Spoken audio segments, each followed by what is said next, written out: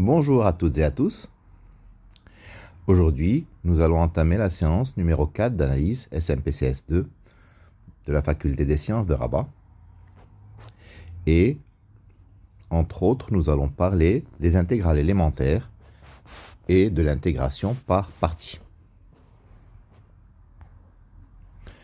Alors, comme nous l'avons vu au cours des séances précédentes, et notamment au cours de la dernière séance, si UN est une suite qui s'exprime sous la forme UN égale 1 sur n fois la somme de k égale 1 à n les f de k sur n d'une fonction du bloc k sur n, alors UN s'appelle une somme de Riemann et sa limite est l'intégrale de 0 à 1 de f de x dx.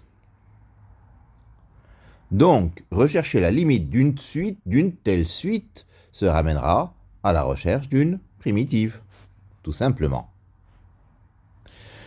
Rechercher des primitives ou calculer des intégrales, c'est pas facile. Ce n'est pas toujours simple. Mais il existe certaines techniques pour faire ceci et nous allons les passer en revue. Passer en revue donc ces techniques. Parfois, certaines intégrales peuvent se calculer par le biais de simples transformations, comme nous allons le voir. Mais souvent, on a recours à d'autres techniques un peu plus complexes. Exemple 1. Si je veux calculer l'intégrale de 0 à 1 de x sur x plus 1 dx, bon, au premier abord, ça ne se présente pas sous la forme d'une intégrale que nous connaissons, que nous avons dans notre tableau des primitives. Donc la transformation que nous allons effectuer est la suivante. Nous allons écrire x sur x plus 1 égale x plus 1 moins 1 sur x plus 1. C'est-à-dire 1 moins 1 sur x plus 1. Donc, l'intégrale de 0 à 1 de x sur x plus 1 dx sera égale à l'intégrale de 0 à 1 de dx en utilisant la linéarité moins intégrale de 0 à 1 de dx sur x plus 1 ou 1 sur x plus 1 dx. Ce qui donne donc x à prendre entre 0 et 1 moins ln de x plus 1 à prendre entre 0 et 1, ce qui donne donc 1 moins ln de 2. D'accord? Donc nous avons transformé l'expression de x sur x plus 1 facilement pour pouvoir calculer l'intégrale et nous obtenons 1 moins ln de 2. Un deuxième exemple, intégrale de 1 à 2 de x plus 3 sur racine de x dx. Alors, x plus 3 sur racine de x, c'est x sur racine de x plus 3 sur racine de x. Ce qui vaut racine de x plus 3 sur racine de x. Ou bien, si l'on préfère, x puissance 1 demi plus 3 x puissance moins 1 demi. Alors, les primitives deviennent simples. Si je note f de x, cette fonction, x puissance 1 demi plus 3x puissance moins 1 demi, grand f de x vaudra x puissance 3 demi sur 3 demi, 1 demi plus 1 donc, sur 1 demi plus 1, plus 3 x puissance 1 demi sur 1 demi. Ce qui donnera 2 tiers de x puissance 3 demi que je peux écrire x racine de x plus 6 racine de x. Au final, l'intégrale de 1 à 2 de f de x dx sera égale à 2 tiers de x racine de x plus 6 racine de x à prendre entre 1 et 2. C'est-à-dire 4 tiers de racine de 2 plus 6 racine de 2 moins 2 tiers plus 6. Ce qui donne 22 tiers de racine de 2 moins 20 tiers. Ou encore 22 racine de 2 moins 20 sur 3. Voilà pour cette deuxième intégrale. Une troisième, c'est l'intégrale de 0 à 1 de x plus 4 sur x carré plus 3x plus 2.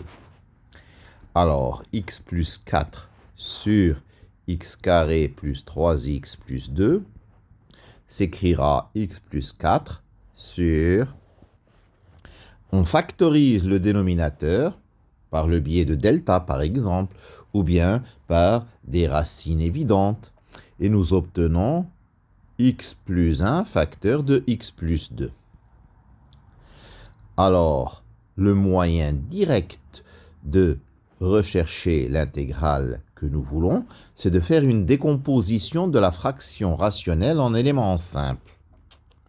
Donc, on écrit x plus 4 sur x plus 1 facteur de x plus 2 sous la forme a sur x plus 1 plus b sur x plus 2 directement parce que le degré du polynôme du numérateur est strictement plus petit que celui du dénominateur.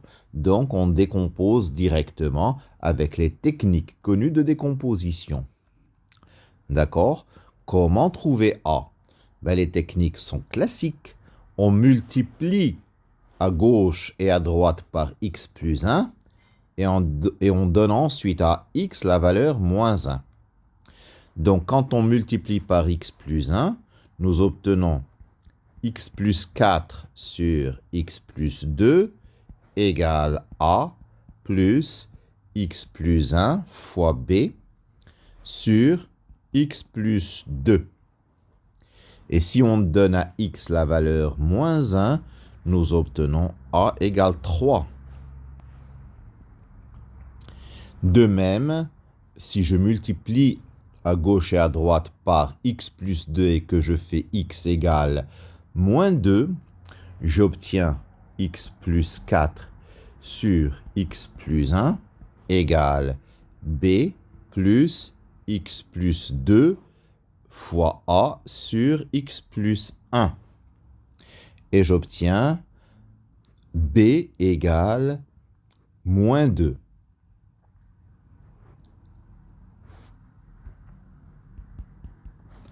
Donc f de x vaut 3 sur x plus 1 moins 2 sur x plus 2.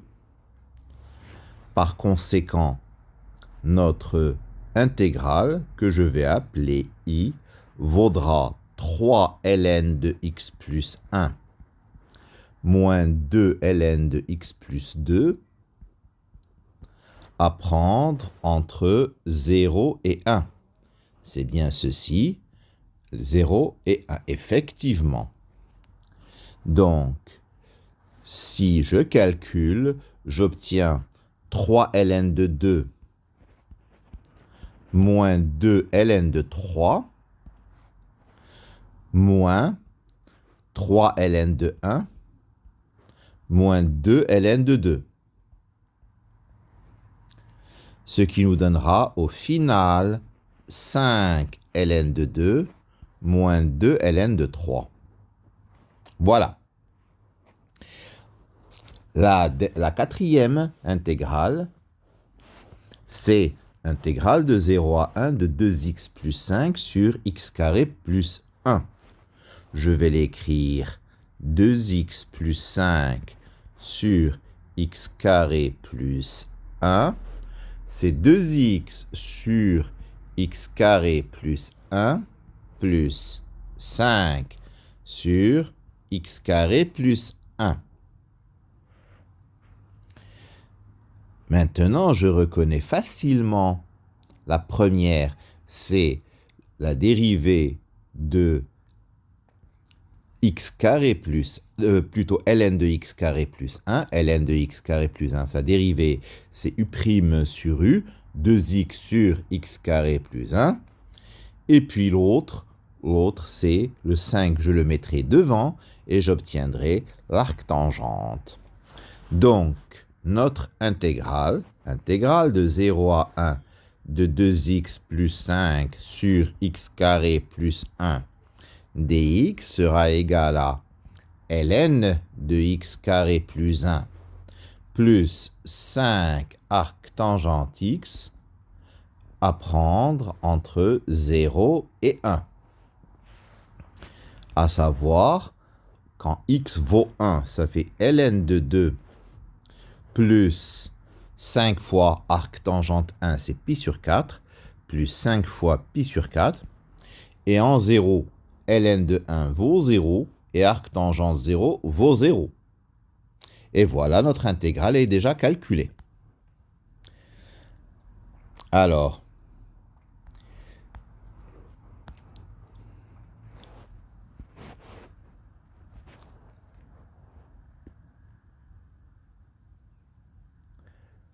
le 5, nous obtenons intégrale de 0 à 1 de x moins 3 sur x plus 1, facteur de x carré plus 1, dx. Encore une fois, je vais effectuer une intégration, pas une intégration par partie, ça c'est pour un peu plus tard. Je vais effectuer une décomposition donc en éléments simples de la fraction.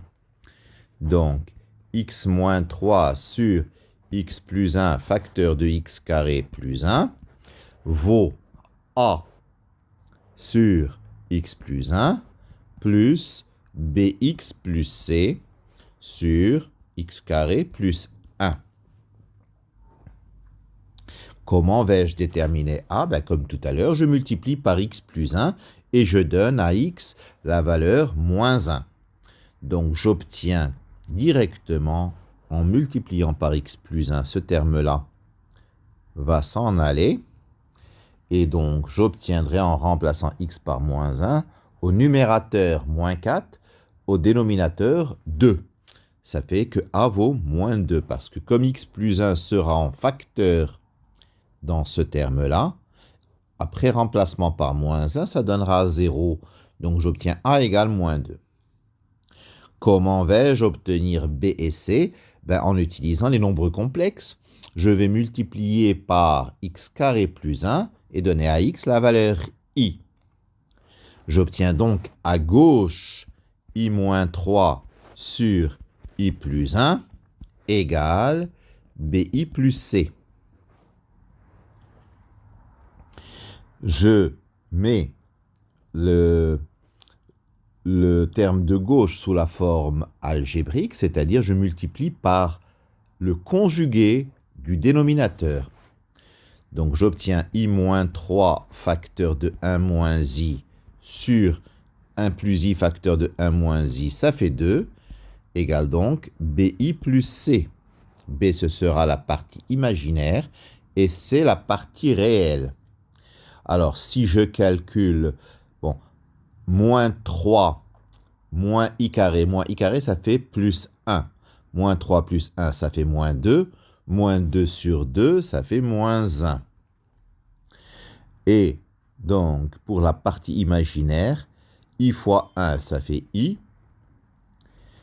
I et plus 3i, ça fait 4i. 4i sur 2, ça fait plus 2i. Donc, c'est égal à bi plus c.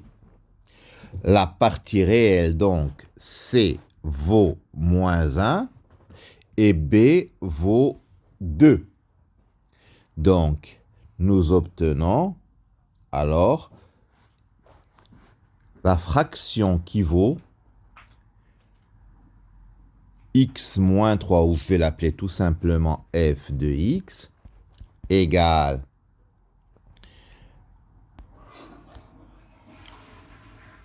moins 2 sur x plus 1 plus 2x moins 1, 2x moins 1 sur x carré plus 1. Ce qui donne f de x égale moins 2 ln de x plus 1, moins 2 ln de x plus 1. Alors, je vais peut-être faire un peu d'espace. Donc, je vais écrire ici, cette ligne-là, je vais l'écrire là. Moins 1 plus 2i égale bi plus c. Ce qui donne c égale moins 1 et b égale 2. Ainsi, je pourrais effacer ici et relever donc cette partie. J'obtiens donc f de x égale moins 2 sur x plus 1 plus 2x moins 1 sur x carré plus 1 que j'écris moins 2 sur x plus 1 plus 2x sur x carré plus 1 moins 1 sur x carré plus 1.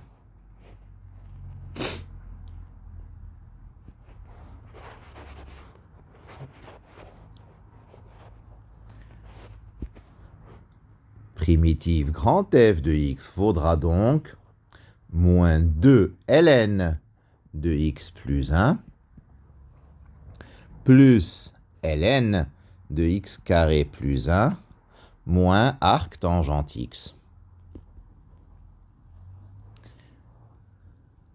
Et si je prends les valeurs 0 et 1, j'obtiens pour i égale grand F de 1 moins grand F de 0.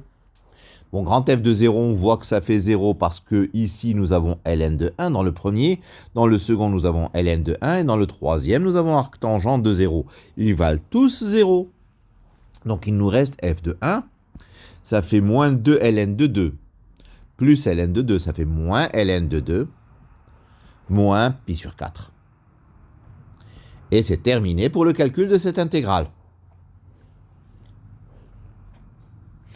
Alors, nous allons voir maintenant comment calculer des intégrales de polynômes trigonométriques. Comme par exemple l'intégrale de a à b d'un polynôme en cosinus x et sinus x. Ou bien l'intégrale d'un polynôme en cosinus alpha x et sinus bêta x. Alors, la méthode consiste à linéariser le polynôme trigonométrique en utilisant les formules de l'aire. Alors, les formules de l'aire sont les suivantes. Cosinus x, c'est exponentielle de ix plus exponentielle de moins ix sur 2. Et sinus x, c'est exponentielle de ix moins exponentielle de moins ix sur 2i. Alors, une fois le polynôme trigonométrique linéarisé, une primitive de cosinus alpha x est bien entendu 1 sur alpha sinus alpha x, et celle de sinus alpha x, c'est moins 1 sur alpha cosinus alpha x. Alors, premier exemple, cosinus cubique de 2x fois sinus de 3x. Alors, cosinus de 2x, c'est e de 2ix plus e de moins 2ix sur 2. Donc, cosinus cube de 3x, je développe ceci, ça me donne sur 8, 2 au cube.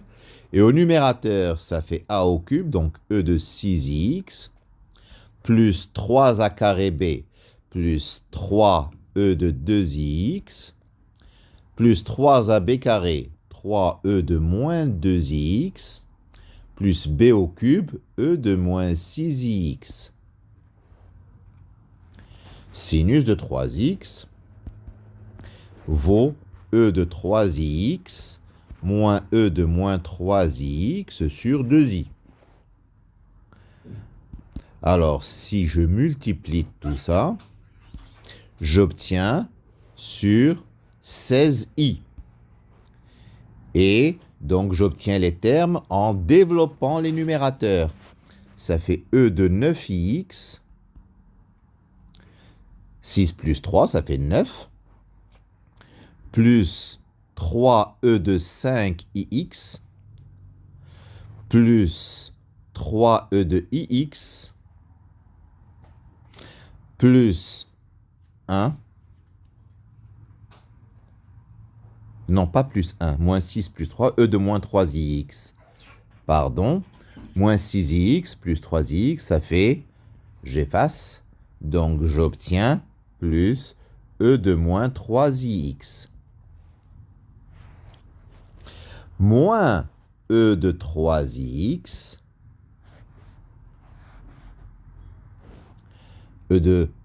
Donc, e de 6ix fois e de moins 3ix, ça fait e de 3ix, moins 3e de moins x,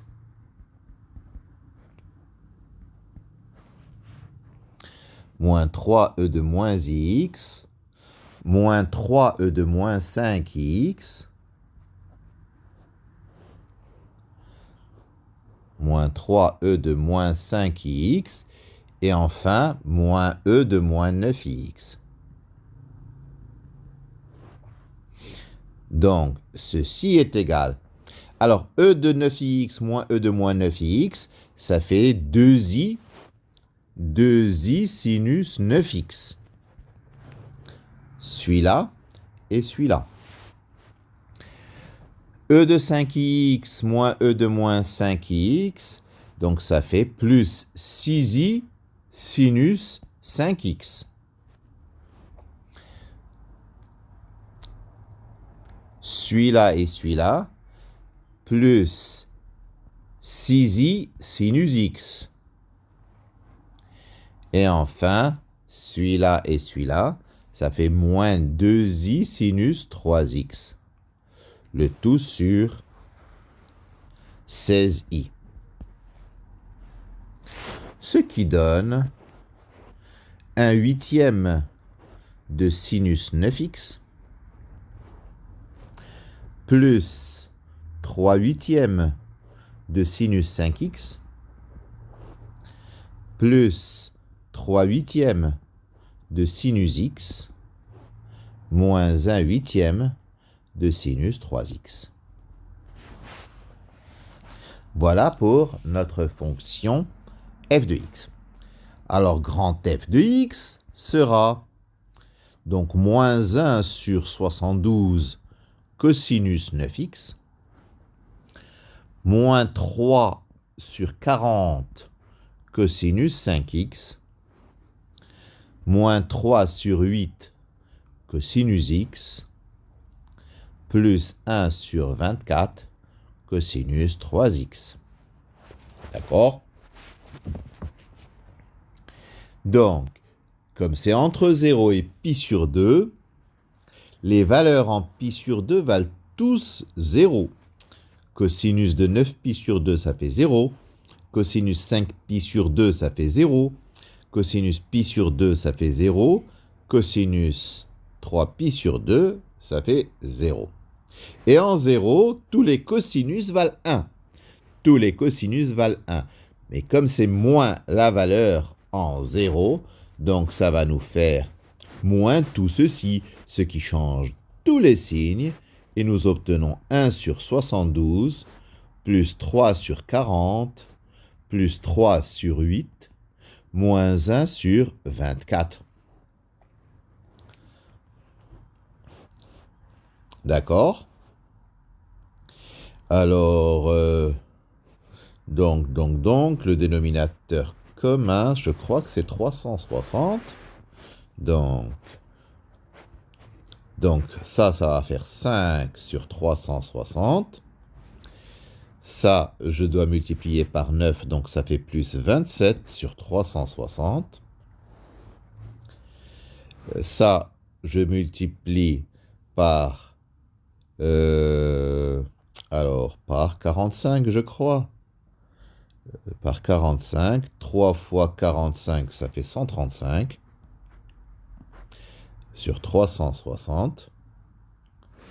Et enfin, Celui-là, pour avoir 360, je dois le multiplier, j'imagine, par 15. Donc ça fait moins 15. 15 sur 360. Et ça nous donne combien? 5 et 135, ça fait 140. 140 et 27, 167. 152. 152 sur 360. Et donc je peux simplifier encore un petit peu. Si je divise par 4, ça nous fait 39. Non, pas 39. Donc 38, j'ai l'impression que ça fait 38. Hein, sur 90. En divisant par 4. Alors je divise par 4, ça fait donc... oui, 38 sur 90 en divisant par 2 encore. Ça fait 19 sur 45. Voilà donc la valeur de notre intégrale. Voilà. La deuxième, cosinus x, cosinus 2x, cosinus 3x, entre 0 et pi. Donc, cosinus x, c'est égal à EIX plus E moins IX sur 2, n'est-ce pas? Cosinus 2x, c'est égal à EI2x, E2ix plus E moins 2ix sur 2. Et cosinus 3x, c'est E3ix plus E moins 3ix sur 2. Donc f de x égale sur 8. Donc, les deux premiers, je les effectue d'abord. Ça va faire E3ix plus E moins ix plus EIX plus E moins 3ix, facteur de E3ix plus E moins 3ix. C'est-à-dire, alors, sur 8, toujours, E3ix fois E3ix, ça fait E6ix, plus 1, plus E2ix, plus E moins 4ix, plus E4ix,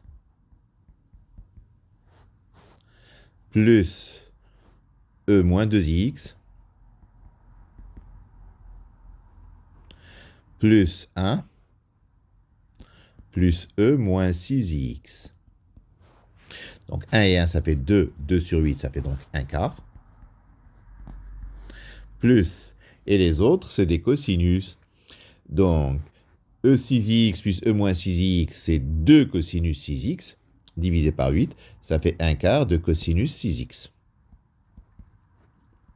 Plus E2x plus E moins 2x, c'est 2 cosinus 2x, donc ça fait plus, encore une fois, 1 quart de cosinus 2x. Et enfin, E4x plus E moins 4x, c'est 2 cosinus 4x, donc ça fait encore une fois 1 quart de cosinus 4x. Voilà pour f de x, ce qui nous donne grand f de x, c'est primitif de 1 quart, c'est 1 quart de x. Et les autres, ça va donner des sinus. Plus 1 24e de sinus 6x, plus 1 8e de sinus 2x, plus 1 16e de sinus 4x. Alors, entre 0 et pi, tous les sinus s'en vont. Sinus 6pi, ça vaut 0. Sinus 2pi, ça vaut 0. Sinus 4pi, ça vaut 0. Sinus 0, ça vaut 0. Sinus 0, ça vaut 0. Sinus 0, ça vaut 0. Donc, tous les termes où il y a les sinus, donc, donnent 0. Par conséquent, notre intégrale i vaut 1 quart de pi. Donc, 1 quart de pi moins 1 quart de 0, ça fait 1 quart de pi, ou pi sur 4. Voilà. Alors, nous allons passer à la dernière partie de notre séance d'aujourd'hui, la formule d'intégration par partie. Si f est une fonction de classe C1 sur un intervalle i, alors f est une primitive de sa dérivée, bien entendu. Donc f est une primitive de f'. Donc si nous voulons calculer l'intégrale de a à b de f' de t dt, ben ça vaut f de t à prendre entre les bornes a et b, c'est-à-dire petit f de b moins petit f de a. La dérivée de la primitive, c'est la fonction. Primitive de la dérivée, c'est la fonction à prendre entre les bornes a et b. Donc, si à la place de f, je mets un produit UV, l'intégrale de a à b de UV' de t dt, c'est u de t, v de t à prendre entre a et b. U et v, donc, ce sont des fonctions de classe C1. Donc, la dérivée d'un produit UV, c'est UV' plus U'V. Donc, je calcule à l'intérieur de l'intégrale la dérivée de UV. Ça me donne U de t, V' de t, plus U' de t, V de t. Et je sépare en deux intégrales par linéarité. Donc, la formule qui est ici, d'accord, se ramène à celle-ci. Donc, si je laisse le premier terme tout seul à gauche, j'ai intégrale de a à b de u de t, v' de t dt. Ce sera u de t, v de t à prendre entre les bornes a et b, moins intégrale de a à b de u' de t, v de t dt. Cette formule s'appelle la formule d'intégration par partie. Celle-là, elle s'appelle la formule donc d'intégration par partie. En abrégé, on dit IPP. Alors, quand y a-t-on recours? Quand est-ce qu'on l'utilise? On l'utilise si on souhaite chercher une primitive d'un produit de deux fonctions. Ce produit s'écrira sous la forme u fois v'. Ça veut dire qu'on a une première fonction qu'on sait dériver, une deuxième fonction qu'on sait intégrer, dont on connaît la primitive. Mais pas seulement, il faut que les deux nouveaux, c'est-à-dire la dérivée de u, qui est u', multipliée par la primitive de v', qui est v, donne quelque chose de plus simple qu'avant. Soit qu'on sait faire directement, soit c'est déjà plus simple et on va peut-être faire autre chose. Donc, comme je disais, l'une c'est u que nous savons dériver, l'autre c'est v' que nous savons intégrer. Et déjà, il faut que le produit des deux nouveaux u' fois v soit plus simple que uv'. Exemple 1, intégrale de 0 à 1 de x exponentielle moins 2x dx. Donc, on va poser u égale x, v' égale exponentielle moins 2x, donc u' égale 1, v égale moins 1 demi de exponentielle moins 2x. Donc, intégrale de 0 à 1 de x exponentielle moins 2x dx, ce sera donc uv, donc moins 1 demi de x exponentielle moins 2x, à prendre entre 0 et 1, moins l'intégrale de 0 à 1 des deux nouveaux, c'est-à-dire moins 1 demi, ça fait plus 1 demi, de l'intégrale de 0 à 1 de exponentielle moins 2x dx. Alors, dans la première, je calcule, ça nous donne moins 1 demi de e de moins 2, si je remplace x par 1. En 0, ça fait 0 à cause du x. Dans la seconde, la primitive de e de moins 2x, c'est encore moins 1 demi de e de moins 2x. Vous voyez, ça devient bien plus simple. Et ça nous fait moins 1 quart de e de moins 2x à prendre entre 0 et 1. Ça fait moins 1 demi de e de moins 2, moins 1 quart de e de moins 2, plus 1 quart. Et donc, ça fait 1 moins 3e de moins 2 sur 4. Voilà pour le premier exemple. Le deuxième exemple, donc i, c'est l'intégrale de 0 à pi de e de x cosinus x dx. De e de x cosinus x dx. Donc, je pose U égale E de x, V' égale cosinus x. Ça me donne U' égale E de x et V égale sinus x. J'obtiens donc UV, c'est E de x sinus x, à prendre entre 0 et pi, moins intégrale de 0 à pi de E de x sinus x dx, les deux nouveaux. Alors, le premier terme, il vaut 0 parce que sinus pi vaut 0 et sinus 0 vaut 0.